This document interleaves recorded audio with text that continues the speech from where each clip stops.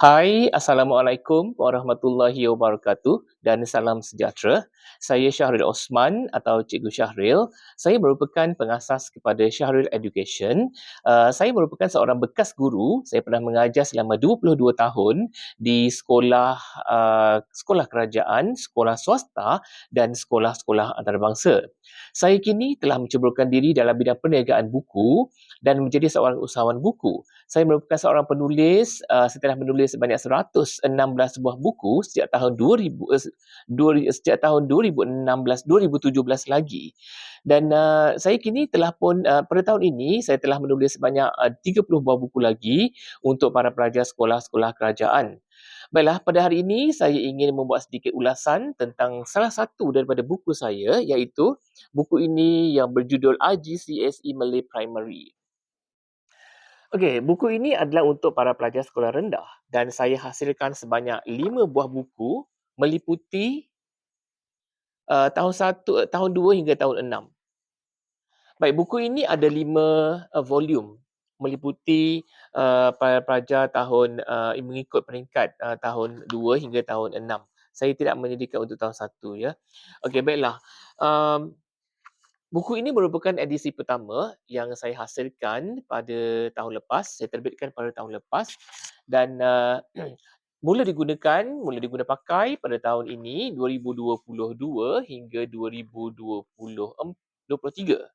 Sorry, 22 hingga 2024. Okey, baiklah, pada hari ini saya ingin berkongsi tentang pengalaman saya semasa saya mengajar di sekolah antarabangsa.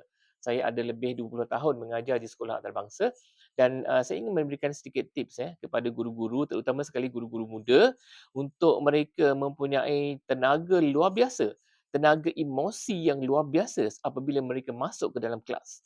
Sebenarnya secara psikologinya, para pelajar tidak kira sama ada sekolah rendah ataupun sekolah menengah, mereka mahukan seorang guru yang melangkah masuk ke dalam kelas mereka, seorang guru yang bertenaga. Bukan saja mereka boleh melihat tenaga itu dipamerkan dalam bentuk personality, tetapi malah juga tenaga yang ditonjolkan dari segi emosi guru itu sendiri, dari segi pertuturan, dari segi memek muka, air muka guru itu sendiri. Sebenarnya, um, seorang guru walaupun sekiranya mereka ada masalah yang dihadapi di rumah ataupun dalam dirinya sendiri, tidak boleh sama sekali menunjukkan walau sekelumit pun masalah mereka di dalam kelas. Maksudnya guru boleh memainkan peranan mereka sebagai seorang pelakon. Ya, pelakon kerana mereka boleh melakonkan watak yang ceria, sangat-sangat bertenaga untuk mengajar para pelajar di hadapan mereka pada setiap hari di dalam kelas-kelas yang mereka ajar. Dan para pelajar sebenarnya sentiasa memerhatikan setiap sudut dari kaki, dari hujung rambut, hujung kaki, daripada atas ke bawah, mereka sentiasa melihat guru mereka sama ada guru mereka ni okey tak? Okey dari segi apa? Okey dari segi tenaga yang dibawa masuk ke dalam kelas. Okey dari segi tenaga pertuturan, penyampaian, percakapan yang mereka ingin sampaikan ilmu di dalam kelas pada masa itu, ataupun tenaga emosi yang mereka tunjukkan apabila semasa mereka guru-guru mengajar dalam kelas. Semua ini akan diperhatikan oleh para pelajar. Jadi menjadi seorang guru yang sangat-sangat bertenaga, sangat-sangat bersemangat sebenarnya memainkan peranan yang sangat-sangat penting untuk menjadikan pengajaran dan pembelajaran benar-benar berkesan pada setiap sesi PNP dalam kelas. Jadi di sini saya ingin berkongsi sedikit tips bagaimana seorang guru-guru terutama sekali guru bahasa Melayu boleh menunjukkan diri mereka bersedia, sangat-sangat bersedia untuk mengajar dalam kelas untuk pelajaran pada hari itu, dan pada hari-hari, setiap hari mereka perlu menunjukkan tenaga yang luar biasa, emosi yang luar biasa, supaya semangat yang luar biasa, supaya para pelajar sentiasa membuka mata apabila mendengar setiap tutur patah kata yang guru tuturkan semasa mengajar dalam kelas. Dan ini bukan sahaja untuk mengelakkan para pelajar daripada bosan, tetapi juga dapat menaikkan semangat pelajar itu sendiri apabila mereka melihat figura seorang guru bahasa Melayu yang berada di hadapan mereka.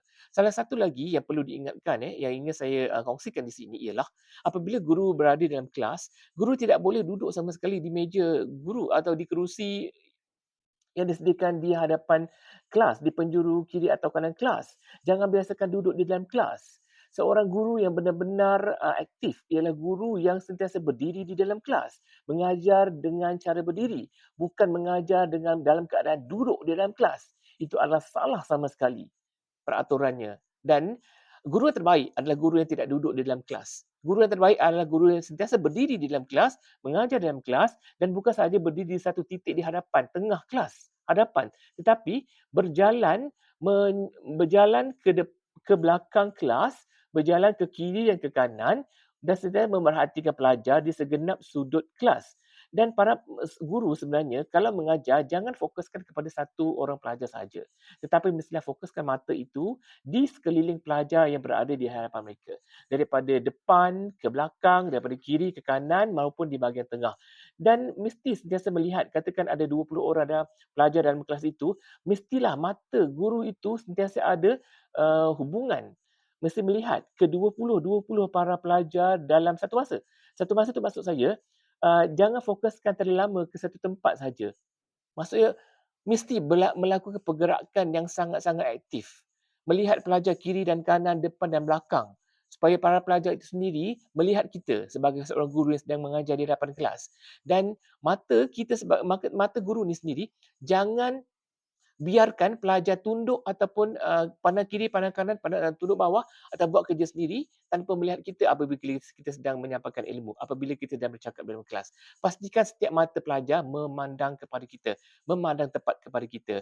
Contohnya kalau kita terlalu memandang di sebelah kanan yang terlalu lama, pastinya ada pelajar di sebelah kiri yang akan mengambil kesempatan untuk tunduk buat kerja lain, bersenyum dengan kawan sebelah dan sebagainya.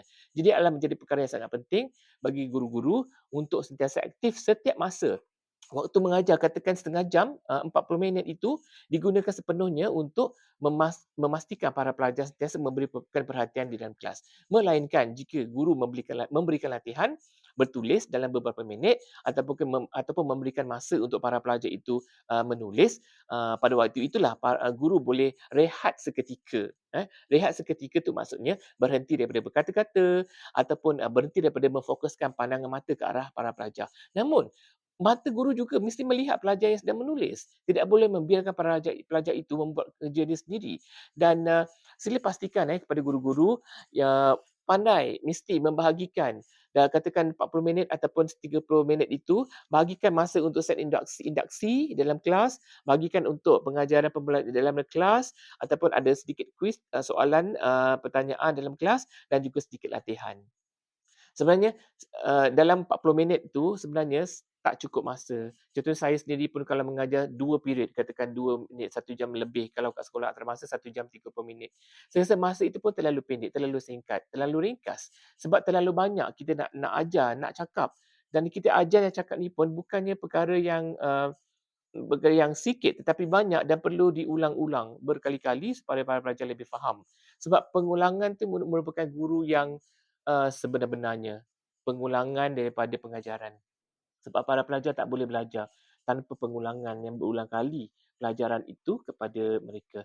Jadi itu saja tips daripada saya. Semoga dapat memberikan manfaat kepada guru-guru dan ada banyak lagi tips sebenarnya yang ingin dikongsikan dan sila ikuti video-video saya yang lalu dan sila ikuti video-video yang saya akan datang. Saya pasti akan sentiasa memberikan tips PNP pengajaran dan pembelajaran para pelajar dan pengajaran guru dan pembelajaran para pelajar di dalam kelas.